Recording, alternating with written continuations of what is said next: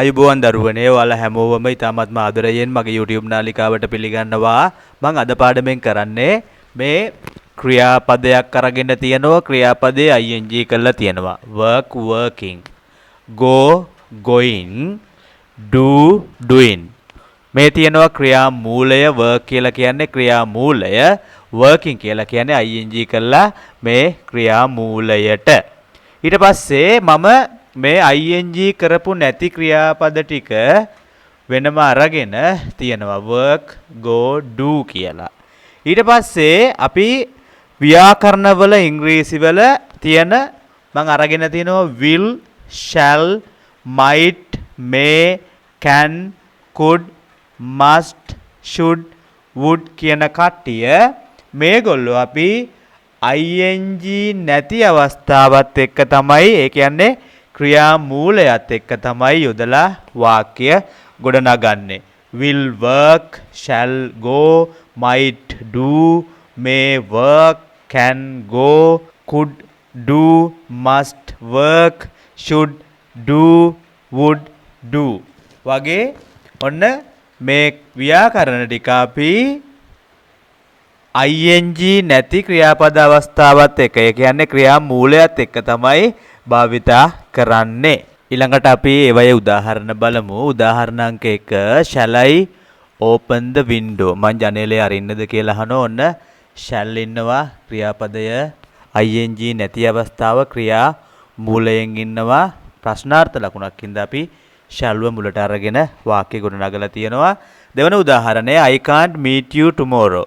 මට හෙට ඔයාව මුණ ගැහෙන්න බෑ කියලා කියන. ඔන්න can එකේ නෙගටිව් එක can't ඉන්නවා. can't තමයි මෙතෙන්දී අරගෙන තියෙන්නේ. ක්‍රියාපදයේ ක්‍රියා මූලය meet කියන එක අරගෙන තියෙනවා. තුන්වෙනි අවස්ථාව is late I must go now. පරක්කුයි මන් දැන් යා යුතුයමයි කියලා කියන. ඔන්න must එක ක්‍රියාපදයේ ක්‍රියා මූලය යොදලා තියෙනවා. උදාහරණ අංක 4 would you like some coffee. ඔයා කෝපි බොන්න කැමතිද කියලා අහනවා. ප්‍රශ්න වාක්‍යයක් නිසා would මුලට අරගෙන තියෙනවා. ඔන්න like කියන ක්‍රියාපදයේ ක්‍රියා මූලයෙන් තමයි ඉන්නේ. උදාහරණ අංක 5 කියනවා you shouldn't work so hard. ඔයා ගොඩක් මහන්සි වෙලා වැඩ කරන්න ඕනි නෑ කියලා කියනවා. එතකොට මේ should ගේ නෙගටිව් එක shouldn't අරගෙන තියෙනවා. මෙන්න ක්‍රියාපදයේ ක්‍රියා මූලයෙන් තමයි ඉන්නේ. ඊළඟට අපි බලමු මේ ක්‍රියාපදයට පස්සේ to යොදලා තියෙන අවස්ථා. work to, go to, have to. උදාහරණ අංක 1ට යනවා going to. වාක්‍ය I am going to play tennis tomorrow. මම හෙට ටෙනිස් සෙල්ලම් කරනවා කියලා තමයි එයා කියන්නේ.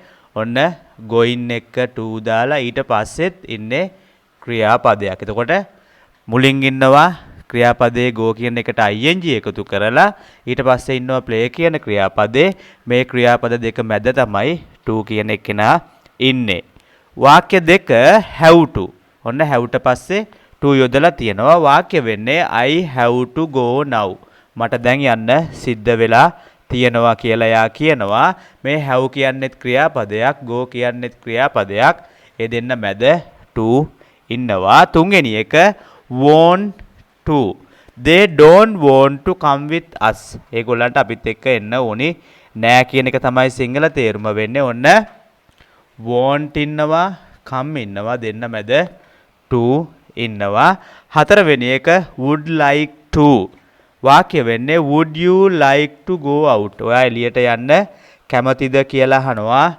ඔන්න like කියන ක්‍රියාපදේ, go කියන ක්‍රියාපදේ අතරමැද ඉන්නේ to කියන එක්කෙනා would මුලට අරගෙන ප්‍රශ්න වාක්‍ය ගොඩනගලා තියෙනවා. පස්වෙනි එක used to. George used to work in a factory. George පුරුදු වෙලා හිටියලු ෆැක්ටරි එක වැඩ කරන්න, කර්මාන්ත ශාලාවක වැඩ කරන්න. ඔන්න එතකොට work කියන්නේ ක්‍රියාපදයක්, use කියන්නේ ක්‍රියාපදයක්. එයාට d එකතු කරලා එයා past tense වෙලා තියෙනවා. එතකොට use work මැද to කියන ක්‍රියාපදේ